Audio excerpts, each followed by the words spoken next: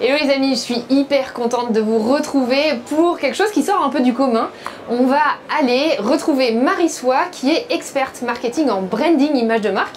On a la chance de travailler avec Marie-Soie chez La Fiche Complet et aujourd'hui elle lance son podcast qui s'appelle The Entrepreneur Mind. Je crois que c'est ça, elle va nous confirmer, j'espère ne pas vous dire de bêtises. Entrepreneur Mind, et je suis très honorée d'être le premier interview qu'elle va faire dans le cadre de son podcast. Donc venez avec moi, vous allez voir, ça va être une super expérience. En tout cas moi j'ai trop hâte, je pense que ça va être vraiment super chouette. Vous allez voir les backstage et vous allez pouvoir, du coup, on vous mettra le lien, écoutez si vous le souhaitez, le podcast de Marie-Soie. Et salut Marie. Ça va? Ça va être parfait, ouais, ça va super. Est-ce que je te sers quelque chose? Ah ouais, je veux bien, je veux bien. Ouais, je soif un petit peu. Non. Énorme. C'est quoi, c'est là? Oui. Énorme. Ah, j'adore.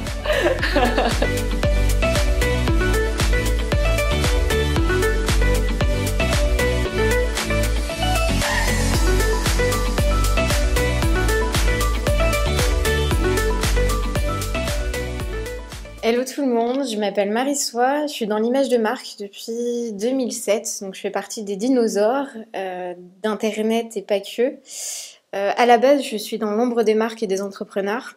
J'ai voulu monter ce podcast parce que ce qui m'intéressait vraiment, c'était de comprendre quelles décisions les entrepreneurs avaient prises qui pouvaient faire en sorte que leur société fonctionne de dingue, tout simplement.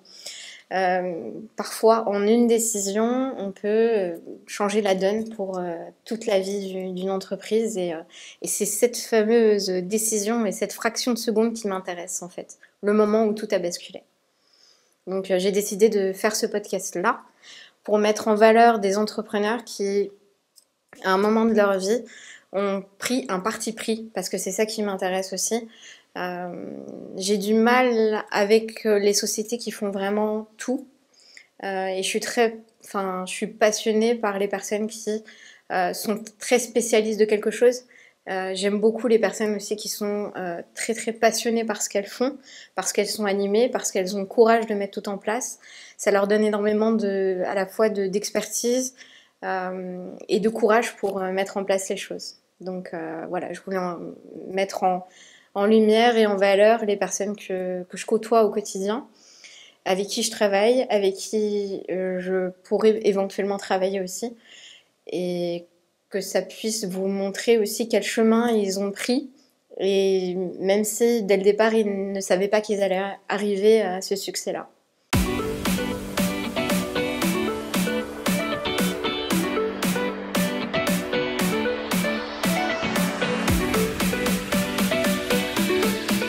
J'ai remarqué qu'il y a un truc mais qu'on entend partout, hein, mais c'est vraiment de, tu vois, rêver un truc et après le prendre au sérieux, quoi. Je pense que c'est un peu ça, hein. Tu vois, de se dire, purée, il serait quoi un truc de fou Et je m'étais dit ça. En fait, j'ai créé aussi l'événement qui me manquait. Parce que chez La Fiche Complet, on travaille avec tous les segments de la location saisonnière. Et il n'y avait pas d'événement qui réunissait tous les segments de la location saisonnière. Et puis, je voyais bien, dans les autres professions, il y avait des événements, tu vois. T'es boulanger, il y a un événement. T'es vigneron, il y a l'événement des vignerons et tout ça. Et quand t'es un pro de la location saisonnière, il n'y avait rien qui existait. Et je me suis dit, ce serait un truc de fou et tout. J'imaginais déjà le truc. Et après, ouais, c'est juste de prendre ça au sérieux et se dire, bon, ben, c'est quoi le plan d'action, quoi.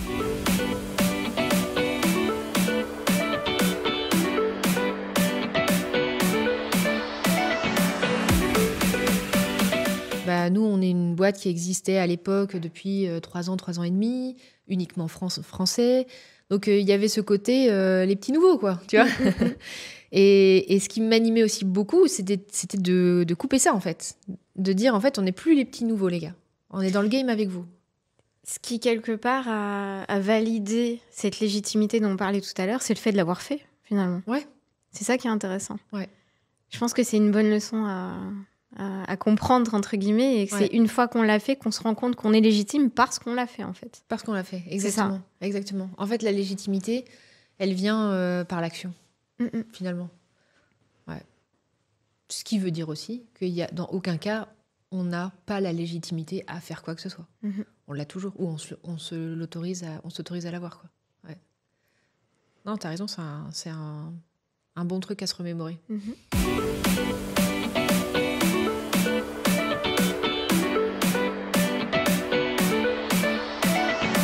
Mon dernier poste, c'était chez Club Med. Le revenu management, c'était une évidence. Et là, je tombe dans la marmite de l'immobilier et je me rends compte que quand je parle de revenu management, déjà, je me fais tanker. Il y a des gens quand j'ai commencé J'affiche complet, il y a des gens, comme ça s'écrit en anglais, qui me disaient ah non, mais en gros, tu sais même pas écrire le truc. Voilà, il n'y a pas de, tu vois. Ou en gros, c'est quoi encore cette lubie c'est bon, là, les méthodes inventées par machin, machine, on en a marre, quoi, tu vois. Et moi, j'étais vexée comme un pou, tu vois. Putain, j'ai 12 ans de métier, les gars. Puis j'imagine que tu devais en avoir marre de devoir expliquer ce qu'est le revenu management, en fait. Même si maintenant, c'est un peu plus démocratisé, mais enfin... En fait, j'en avais marre d'être pris pour une arnaqueuse. J'ai un peu le truc de droiture et d'honnêteté en valeur cardinale, comme beaucoup de monde, hein, tu vois. Et en fait, ça vraiment, ça me blessait. Tu vois. De laisser entendre que j'étais une arnaqueuse. Ça, c'était vraiment hardcore. Et d'ailleurs, c'est de là qu'est née la chaîne YouTube. Parce que je me suis dit, bon, bah, écoute, c'est pas grave, tu te retrousses les manches. On va tout donner dessus. On va expliquer. Je vais vous raconter, il n'y a pas de souci. Je vais vous expliquer, vous raconter. Comment ça fonctionne et tout ça, ouais. Voilà. Ouais. Le principe, la philosophie. Et c'est comme ça qu'est venu aussi peut-être les formations.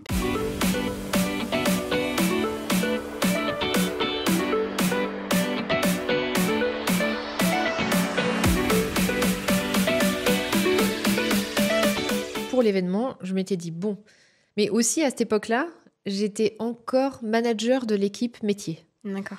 Donc j'étais vraiment, donc vraiment manager partout. Des revenus managers. Voilà, c'est ça. Okay. J'étais manager des revenus managers. D'accord. Donc à ce moment-là, je me suis dit bon, je vais pas pouvoir faire la partie commerciale du rendez-vous de la location saisonnière. Je vais recruter des commerciaux. Grosse erreur, parce que en fait, c'était une première. Donc tout le monde s'est dit un peu ce qu'on se disait tout à l'heure, le côté, c'était J'affiche complet, la société qui n'existe pas depuis 1000 ans, etc. Donc, au début, les gens, je pense, se sont dit...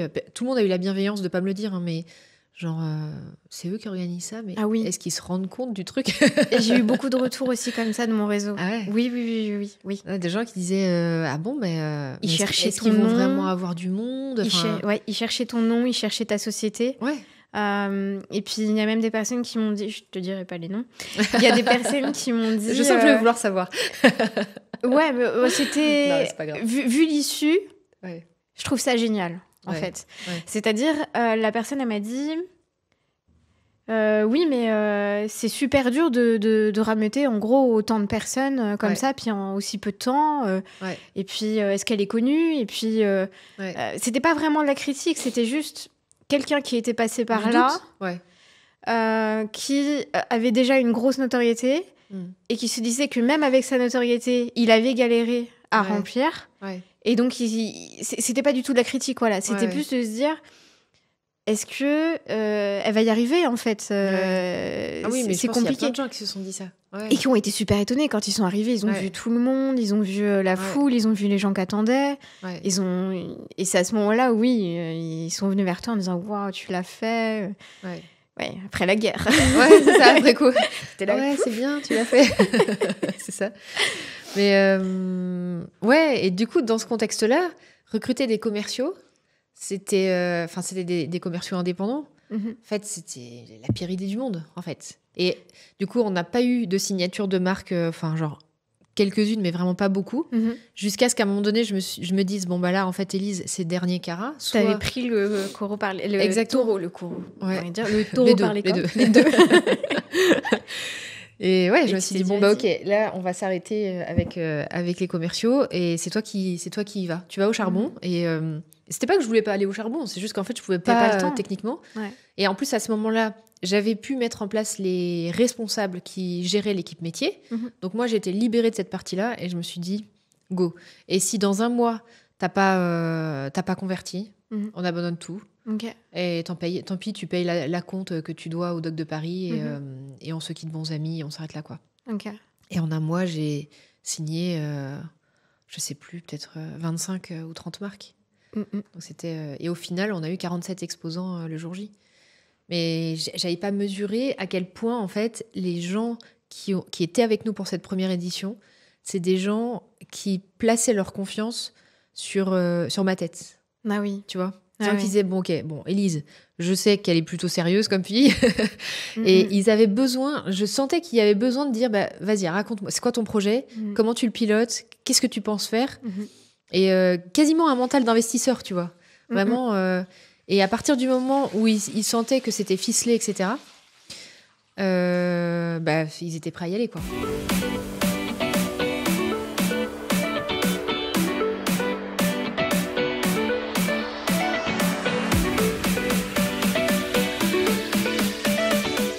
Faire des cursus spécialisés pour les femmes, c'est laisser entendre que, ah oui, pour nous, c'est différent. On a besoin plus d'aide. Voilà. On a besoin d'un truc spécifique pour nous aider quand même. Et au-delà de ça, c'est sûr qu'on a un problème quand même, on va pas se mentir. En entrepreneuriat, on manque de femmes. On manque de femmes pour plein de raisons, mais on manque de femmes. Mais je pense que tous ces accompagnements-là dédiés aux humains avec utérus, c'est contre-productif par rapport à l'objectif d'avoir plus de femmes. En tout cas, d'avoir une parité, tu vois.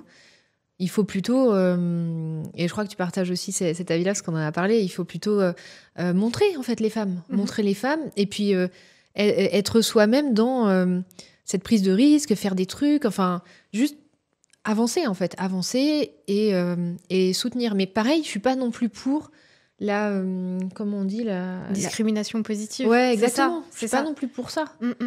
Juste en fait, voilà. Essayons de faire en sorte de mettre des deux partout. Voilà, tout simplement. Tu vois.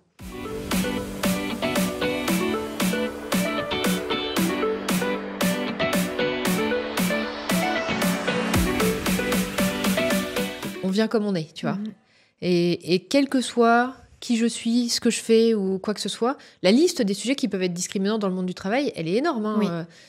C'est les habits, le comportement. C'est ça, le sexe, l'orientation de genre, l'orientation sexuelle, la religion, les origines, la façon de parler, l'accent par exemple. Imiter l'accent de quelqu'un, c'est discriminant. Enfin, il y a plein de trucs. Et moi, j'avais envie d'avoir, un peu comme les youtubeurs disent, une safe place, tu vois. Et c'était vraiment ça. C'est ce côté un peu... voilà, en fait, je suis qui je suis, et c'est très OK. Et par contre, on va bosser, et il n'y aura pas d'impact par rapport à tout ça, tu vois. Et même, en fait, c'est important qu'on soit tous différents, etc., tu vois. Et donc, tous, je sais pas, c'est une sorte de package.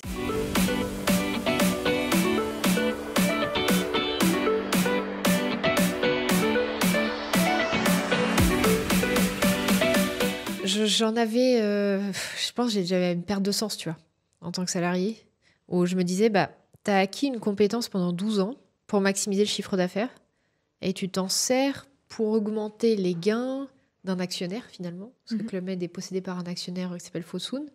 J'ai rien contre Fosun, hein, mais il est déjà très fortuné, ce monsieur. Il n'a pas besoin de maximiser encore plus. Et quand je suis tombée dans la marmite de l'immobilier, je me suis rendu compte que les collègues, ils avaient besoin de cette méthodologie-là. Et derrière, il y avait des projets de fou, tu vois. Moi, ça m'anime de savoir que on fait ça pour aider l'investissement, pour payer les études des enfants, pour payer sa retraite après, pour avoir sa liberté financière, pour créer une société. Voilà, exactement. Même avec les conciergeries, les sous-loueurs, on aide des entrepreneurs qui démarrent et tout ça. Et ça, c'est un truc de fou. Ça donne vraiment envie de se lever le matin, tu vois.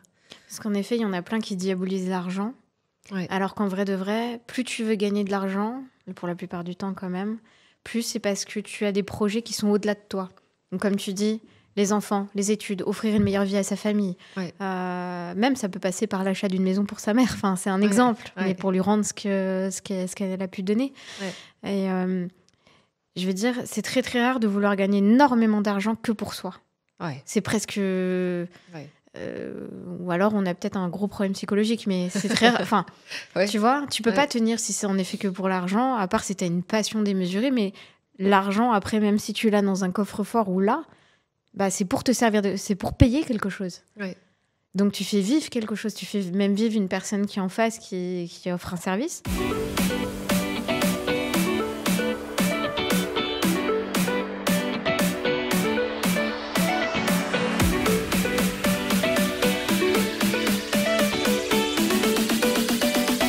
Je vais penser à une entrepreneur que j'ai accompagnée qui me faisait vraiment marrer. À chaque fois, elle faisait des trucs de dingue, de dingue.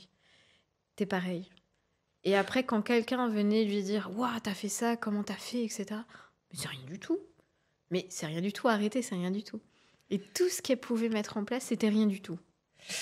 Ouais, moi j'ai une vraie philosophie par rapport à ça. Pour moi, c'est un danger, en fait.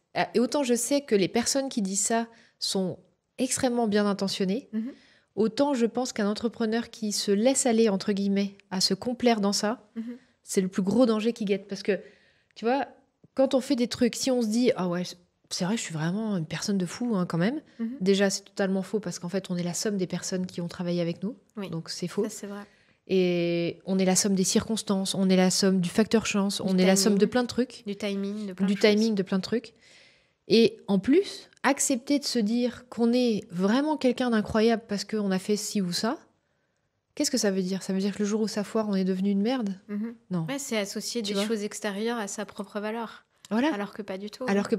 C'est-à-dire, autant, je trouve pas que je sois particulièrement une personne époustouflante parce qu'on a fait ci ou ça. Mais autant, si un jour, je touche du bois, c'est pas du tout ce dont j'ai envie, mais si un jour on devait avoir une liquidation chez J'affiche complet, je ne serais pas particulièrement devenue une merde non plus pour autant, tu vois. Donc j'essaie de rester très flat, je sais pas le mot en français, mais très neutre. Très neutre, ouais, par rapport à ça. Ouais. Très neutre. Ouais.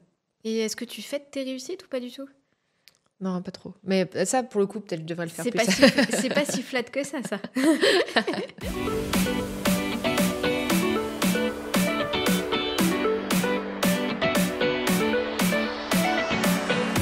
C'était une expérience super chouette. Franchement, je suis hyper reconnaissante que Marie m'ait fait confiance pour ce premier épisode de son nouveau podcast qui s'annonce exceptionnellement intéressant, je pense, avec l'abord qu'elle a sur les questions pour aller nous triturer sur... j'ai eu l'impression de faire ma psychothérapie à plusieurs reprises. Et ouais, en plus, on entre dans le réfrigérateur pour descendre. Il y a des équipes qui sont là pour la lumière, les vidéos, etc. Et puis ce cadre cosy et calme, on est un peu coupé du monde extérieur, en fait, au final, parce qu'il y a pas de... Tout est noir, en fait, il n'y a pas de fenêtres et tout ça.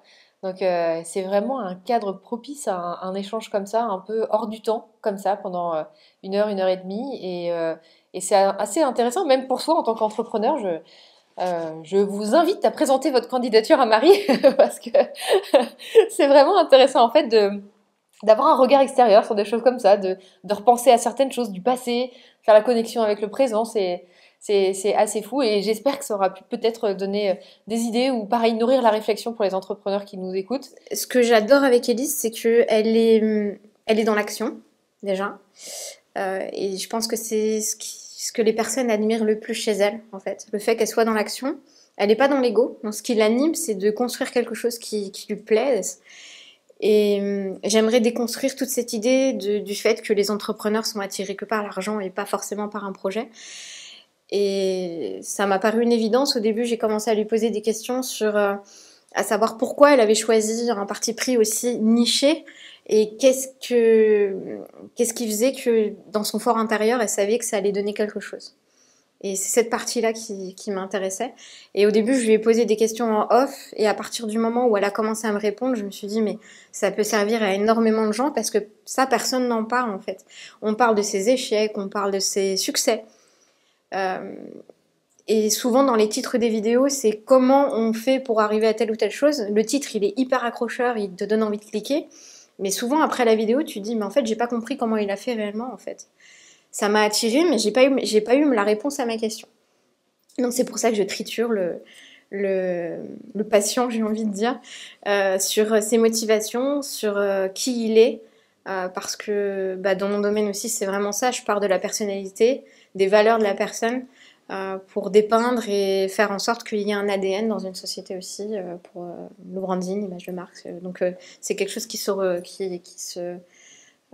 rejoignait, et ça m'a paru une évidence de demander à Élise pour 2 J'affiche complet pour ce podcast. Et ces podcasts-là, je trouve que c'est hyper intéressant parce que moi, j'en consomme beaucoup aussi. Et quand on est entrepreneur, on est pas mal le nez dans le guidon dans notre façon de faire et tout ça. Et le fait d'écouter des podcasts des collègues, c'est aussi intéressant parce que, en plus, on peut écouter des podcasts de personnes qui sont plus avancées que nous, moins avancées que nous, qui ont un regard différent. Et dans tous les cas, on apprend des trucs. Dans tous les cas, on peut soit se remémorer des choses qui sont peut-être des choses du début, mais qu'en fait on n'est pas encore exactement carré sur ça, soit voir en fait ce qui va se passer pour nous quand on va passer nos prochains steps de développement. Donc j'adore écouter des podcasts comme ça, et je suis heureuse si je peux contribuer aussi à mon échelle pour la communauté, pour contribuer à ce partage et contribuer aussi au lancement du podcast de Marie. C'est un super honneur et je suis hyper contente. Donc voilà, si je peux à ma petite échelle avoir contribué dans ce sens-là, c'est un plaisir. Je me dis qu'il serait intéressant de regarder ce podcast parce qu'Élise n'est pas dans le faux semblant et elle répond avec tellement de cash à toutes les questions qu'il n'y a pas d'ambiguïté en fait. Elle vend pas du rêve, elle montre concrètement comment elle a réussi, comment elle a fait et de ce fait, on apprend réellement quelque chose, tout simplement. On apprend réellement comment tu constitues une équipe, comment tu engages des personnes, comment tu salaries des gens, comment tu fais en sorte de te développer, comment tu penses à scaler les choses et comment tu mets en place un projet, un rêve, en fait, tout simplement, une vision. Mais Marie, je pense à un truc. On n'a pas dit où est-ce qu'il faut aller pour écouter le podcast. En fait, tu vas directement sur Marie-Sois Studio. Sur ton site internet? Oui, ou YouTube, tout simplement. Okay. Et le podcast, ça va s'appeler The Entrepreneur Mind. The Entrepreneur Mind, super. Voilà, dans l'esprit de l'entrepreneur. Donc, le premier épisode, ce sera dans l'esprit d'Élise et je vous garantis que ça bouge. Bon courage. Merci les amis.